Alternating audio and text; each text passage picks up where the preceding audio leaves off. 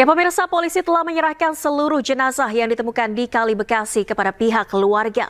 Seperti apa proses penyerahan tersebut? Kita telah terhubung dengan rekan Jen Cahyani di Rumah Sakit Polri Kramat Jati. Selamat malam Jen, apakah seluruh jenazah telah dijemput pihak keluarga? Baik Valeria dan juga pemirsa, betul sekali kelima jenazah yang hari ini telah berhasil diidentifikasi, telah dipulangkan atau diserahkan kembali kepada keluarganya masing-masing. Dan tadi baru saja sekitar pukul 6 sore sudah dipulangkan menggunakan 5 ambulan, dan para keluarga dari jenazah masing-masing tersebut juga ikut untuk mengantarkan anggota keluarganya yang merupakan salah satu jenazah dari ketujuh jenazah yang ditemukan di Kali Jati Asih Bekasi pada hari Minggu lalu. Dan tadi kami juga sempat menyaksikan bagaimana tangis haru keluarga yang turut mengantarkan salah satu anggota keluarga mereka yang ditemukan meninggal dunia di Kali Jati Asih Bekasi. Namun saat ini kami sudah selesai atau proses pemulangan jenazah saat ini sudah selesai, meskipun sebelumnya pihak Rumah Sakit Polri sempat mengalami beberapa kesulitan dalam mengidentifikasi sejak hari Senin dilakukan autopsi, kemudian hingga hari ini hari Kamis baru selesai atau baru berhasil diidentifikasi ketujuh jenazah tersebut.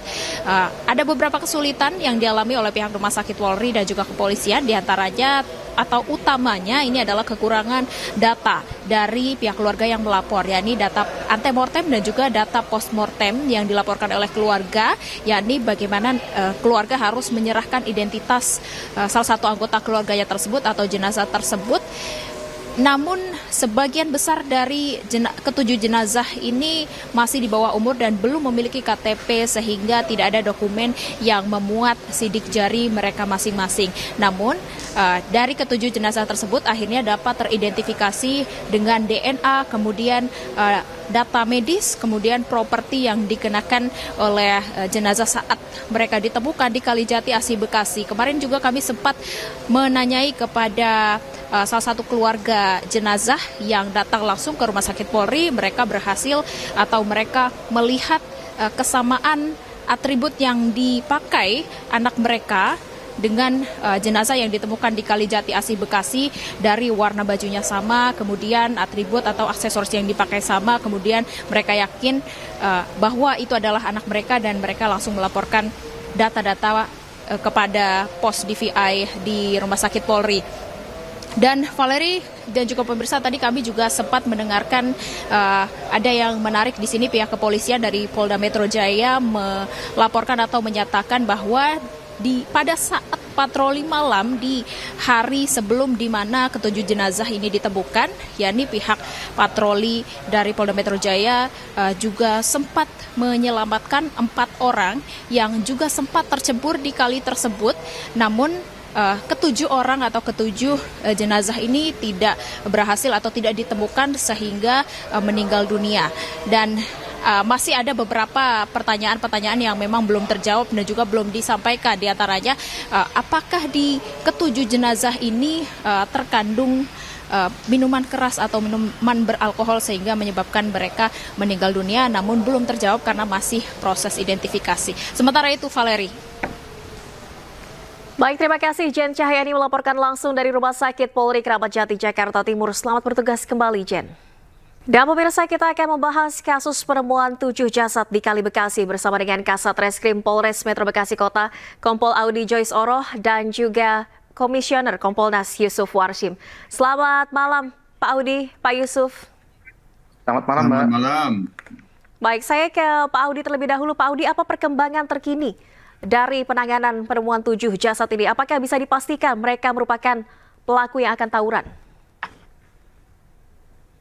Terima kasih, Mbak. Dapat kami jelaskan tadi tadi sekitar jam 4 sore dari tim kedokteran forensik RS Polri sudah bisa mengidentifikasi seluruh dari ketujuh jenazah, Mbak. Jadi kemarin sudah diidentifikasi 2 jenazah dan hari ini kita telah berhasil mengidentifikasi 5 jenazah terakhir, dan kami telah menyerahkan ke-5 jenazah tersebut ke keluarga masing-masing.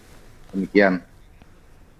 Baik, ada perbedaan keterangan Pak Audi terkait dengan pada saat malam patroli ada yang menyebut terdengar suara tembakan. Apakah ini bisa dikonfirmasi?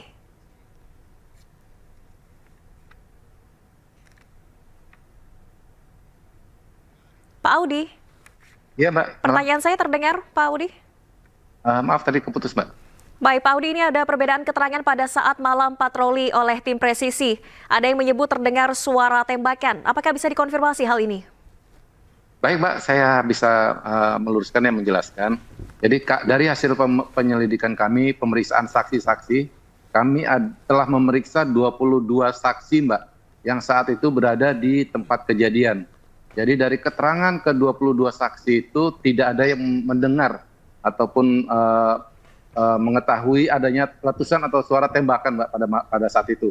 Dan mungkin ada satu orang yang memang merasa mendengar, tapi itu juga setelah kami klarifikasi ke yang bersangkutan, saksi tersebut ternyata juga ragu-ragu kalau mendengar adanya tembakan, karena pada saat itu saksi tersebut ternyata posisinya sedang telah mencebur ke sungai itu Mbak, jadi dia juga tidak yakin begitu. Baik, saya ke Pak Yusuf dari tim patroli Perintis. Ini ada sejumlah anggota yang diperiksa Bid Propam Polda Metro Jaya. Tanggapan dari Kompolnas seperti apa?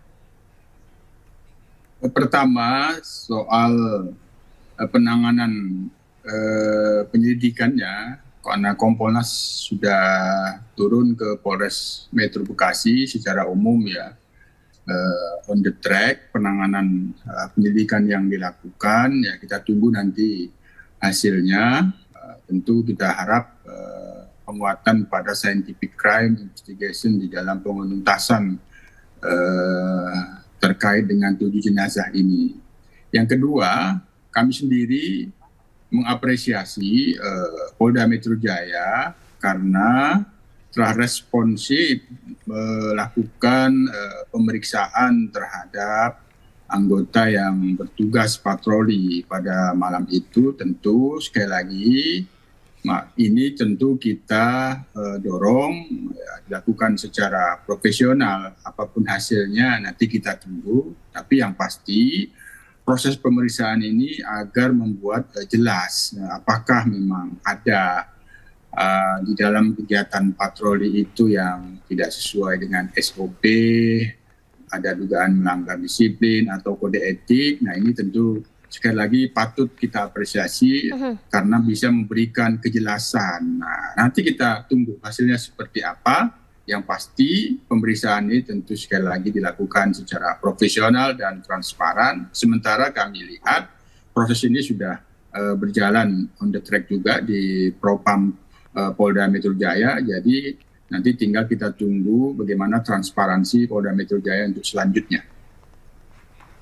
Baik, saya kembali ke Pak Audi terkait dengan 22 yang diperiksa terkait kasus penemuan 7 jasad ini. Apakah seluruhnya masih di bawah umur, Pak Audi? Dapat kami jelaskan tidak seluruhnya Mbak. Jadi ada sebagian yang memang di bawah umur dan ada sebagian juga emang sudah dewasa Mbak. Baik, nanti kita lanjutkan perbincangannya, namun kita jeda terlebih dahulu. Pak Audi, apakah saat ini untuk hasil pemeriksaan oleh Bid Propam Polda Metro Jaya sudah rampung? Untuk pemeriksaan Bid Propam Mbak itu nanti mungkin memang beda dengan hasil pemeriksaan kami Mbak, karena untuk kami sendiri lebih fokus kepada penyelidikan terhadap temuan 7 jenazah Mbak, jadi identifikasi terhadap 7 jenazah. Dan terkait dengan permasalahan kedua yaitu adanya kelompok yang teridentifikasi akan melakukan tawuran, itu yang kami lakukan pemeriksaannya Mbak. Tapi kalau terkait dengan Bid Propam kami tidak bisa menyampaikan.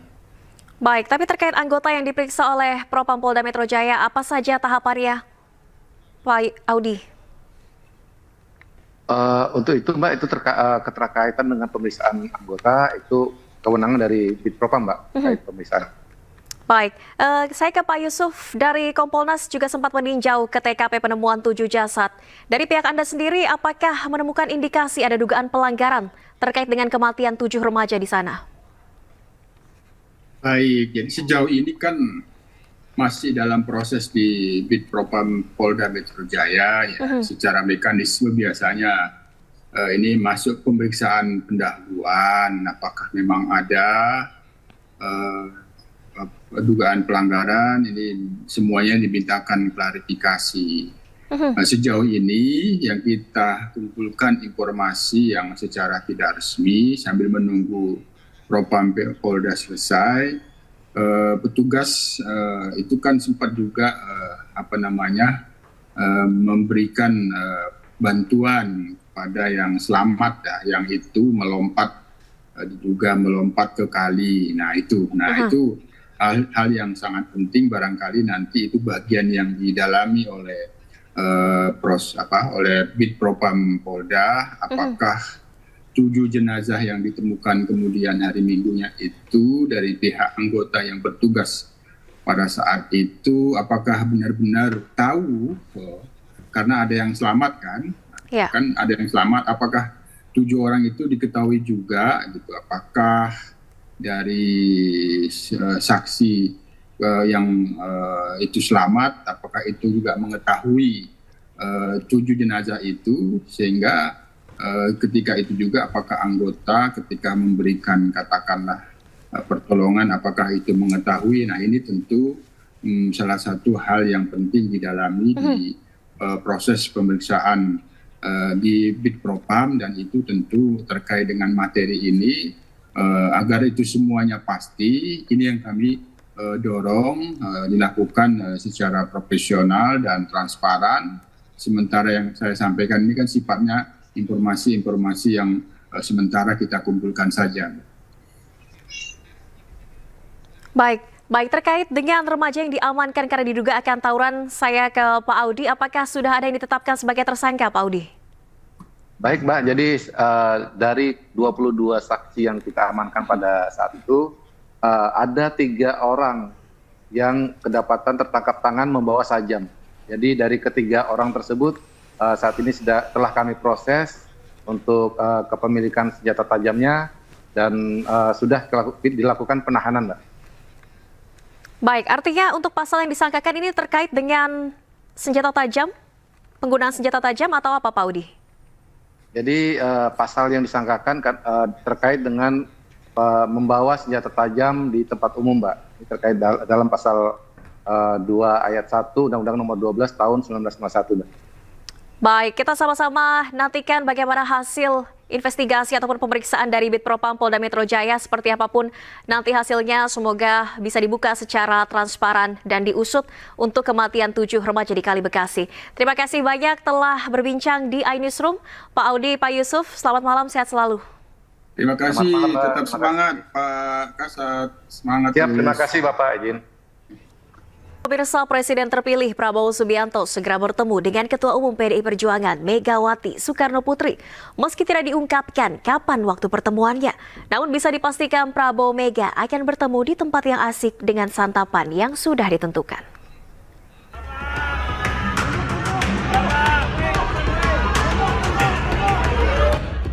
Presiden terpilih Prabowo Subianto diagendakan segera bertemu dengan Ketua Umum PDI Perjuangan Megawati Soekarno Putri. Hal itu disampaikan Ketua DPP PDI Perjuangan Puan Maharani. Pertemuan keduanya berdasarkan komunikasi yang telah dijalin antara Partai Gerindra dan PDI Perjuangan secara intens. Menurut Puan, Prabowo dan Megawati akan bertemu di sebuah tempat yang asyik, meski belum ada kepastian kapan waktunya. Insya Allah akan segera kita adakan pertemuan antara Ibu Mega dengan Pak Prabowo dalam waktu yang timingnya tepat. Timing tepatnya itu kapan sih Mbak, kalau boleh tahu? Karena ini jadi saling tunggu-tungguan ya? Ya nggak saling tunggu-tungguan kan, beliau berdua mempunyai jadwal yang sama-sama sibuk. Namun kita sudah bicara juga bersama-sama yang bisa saya sama-sama pahami, beliau berdua sama-sama berkeinginan untuk saling bertemu. Ketemunya di mana Bu rencananya? Di tempat yang asik. Hal pertemuan Prabowo dan Megawati juga dikonfirmasi oleh Ketua Harian Partai Gerindra Sufmi Dasko. Bahkan Dasko memastikan santapan yang akan disediakan untuk pertemuan Prabowo Megawati sudah ditentukan. Sebenarnya begini, komunikasi sudah dijalankan, tetapi kemudian masalah tanggal, masalah tempat, ini juga masih dipastikan karena masing-masing saling mencocokkan. Yang pasti soal makanan sudah ditentukan, itu aja. Oke? Sebelumnya, Prabowo Subianto dan Megawati Soekarno Putri disebut-sebut akan mengadakan pertemuan sebelum pelantikan Presiden dan Wakil Presiden terpilih pada 20 Oktober mendatang. Dari Jakarta, Tim Liputan iNews melaporkan. Pemirsa, Presiden Joko Widodo menyambangi Pasar Sanggam Aji di Layas di Kabupaten Berau, Kalimantan Timur. Kedatangan Jokowi disambut antusias warga Berau. Setibanya di Kabupaten Berau, Jokowi langsung meninjau Pasar Sanggam Aji di Layas yang merupakan pasar terbesar dan pusat ekonomi di Kabupaten Berau.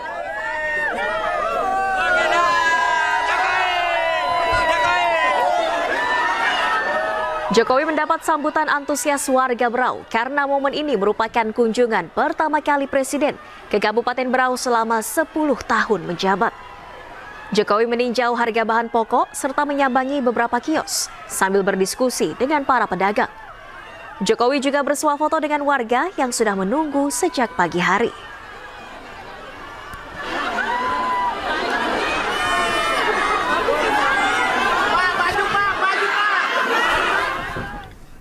Kita beralih ke informasi lainnya, pemirsa. Polisi menangkap 6 oknum supporter yang menganiaya 8 petugas keamanan atau steward. Tersangka mengeroyok steward karena emosi adanya isu pelecehan yang dilakukan petugas keamanan terhadap supporter wanita.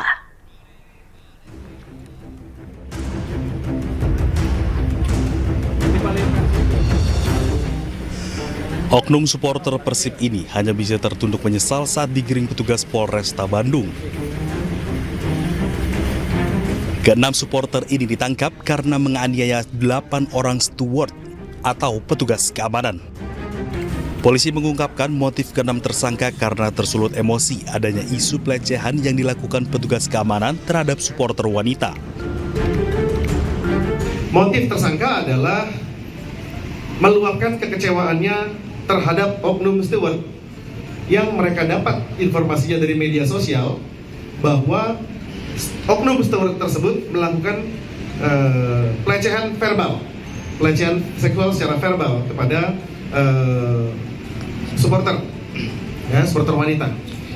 Dan juga ada juga yang oknum steward yang mengamankan supporter ya ke dalam ruang ganti dan melakukan intimidasi. Sebelumnya kericuan terjadi saat laga Persib lawan Persija yang digelar di Stadion Jalak Harupat pada 23 September lalu. Ratusan supporter mengamuk dan sejumlah steward dianiaya. Sebanyak 8 steward terluka di mana 1 diantaranya terluka hantaman benda tumpul di punggung dan kepala. Dari Bandung, Jawa Barat, Yuan Pangestu, iNews melaporkan. Pemirsa, hari kedua kampanye calon gubernur Jakarta nomor urut 1 Ridwan Kamil belusukan ke permukiman warga di Pancoran, Jakarta Selatan Kamis pagi tadi. Ridwan Kamil menyapa warga di RW 03 Kelurahan Pancoran, Kecamatan Pancoran, Jakarta Selatan pada Kamis pagi. Calon gubernur Jakarta nomor urut 1 ini berbincang dengan warga setempat serta mendengarkan aspirasi dari para warga. Selain itu, menurut RK, belusukan ini sekaligus belanja masalah dari warga setempat, di antaranya persoalan terkait banjir. Ya, alhamdulillah di hari kedua kampanye, salah satu metode kampanye yang paling saya sukai adalah belusukan. Kenapa? Bertemu warga yang genuine, yang orisinil, menyampaikan dukungan, menyampaikan kritisinya, menyampaikan harapannya. Nah, di daerah Pancoran ini kita datangi, alhamdulillah responnya baik. Mudah-mudahan mewujud pada kemenangan pasangan Ridho. Ya.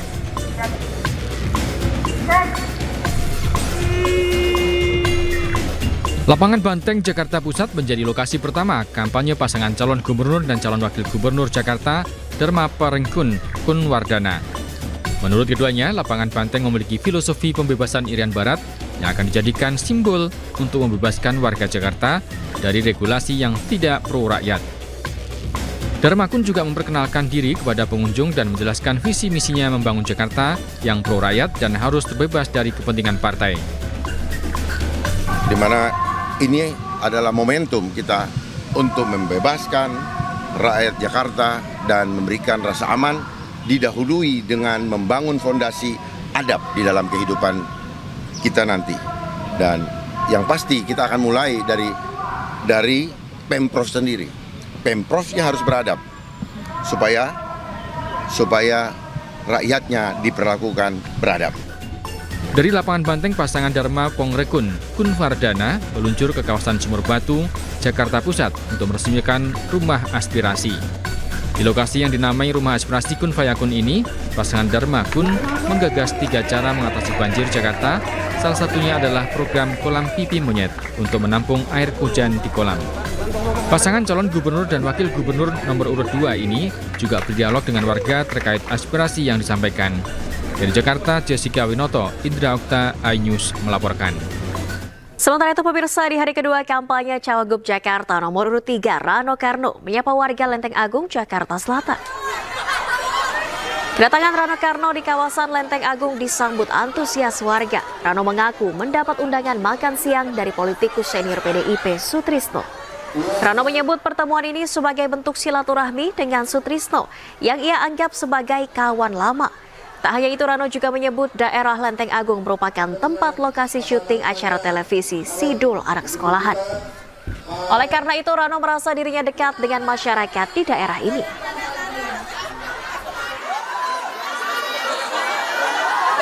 Artinya ya kita silaturahmi dan mereka juga tahu apa yang akan kita buat, apa yang akan kita laksanakan. Ya mudah-mudahan yang pasti ini yang saya menjadi semakin semangat, partisipasi masyarakat semakin tinggi. Itu yang luar biasa. Ya mungkin dilihat dari yang diundang, yang datang ini luar biasa. Pemirsa, meski tak ikut kontestasi Pilgub Jakarta, Anies Baswedan mengunggah visi misinya untuk Jakarta melalui akun media sosial X miliknya. Anies mengaku mengunggah visi misi ini sebagai referensi dan perbandingan dengan visi misi paslon lain yang telah ditetapkan di Jakarta. Dan pemirsa, informasi yang akan hadir ini sekaligus menutup jumpa kita di iNewsroom hari ini. Cuplikan tayangan berita iNews dapat Anda saksikan di kanal YouTube @officialinews. Sesaat lagi interupsi akan hadir bersama Aryo Ardi. Saya Nadia Valeri beserta kerabat kerja pamit undur diri. Terima kasih, selamat malam, sampai jumpa.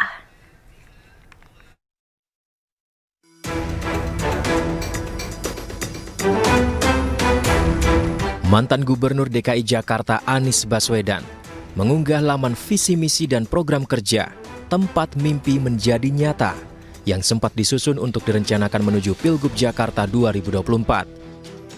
Melalui akun media sosial X-nya, program Anies ini menghadirkan sejumlah visi misi seperti meningkatkan peran informasi, menjamin ketersediaan keterjangkauan kestabilan harga kebutuhan pokok, membantu meringankan biaya hidup masyarakat, tarif Rp1 dan terjangkau transportasi umum, tambahan armada baru transportasi umum, dan fasilitas park and ride di sejumlah halte atau stasiun.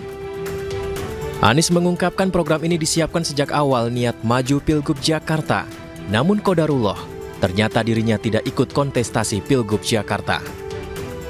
Anies menulis bahwa ia sebenarnya sudah menyiapkan sayap kebijakan sebelum dipastikan dapat tiket Pilgub Jakarta. Sayap kebijakan terdiri dari Dewan Pakar, Profesor Jo Hermansyah Johan, Profesor Fasli Jalal, Profesor Didin Damanhuri, dan Marco Kusumawijaya.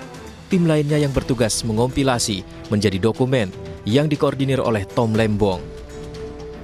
Meski gagal maju Pilgub Jakarta 2024, Anies tetap mengunggah visi misi ini untuk referensi perbandingan pasangan calon yang sudah ditetapkan. Apakah visi misi yang disampaikan Anies ini memang hanya untuk referensi perbandingan saja dengan 3 paslon lain yang maju di Pilgub Jakarta?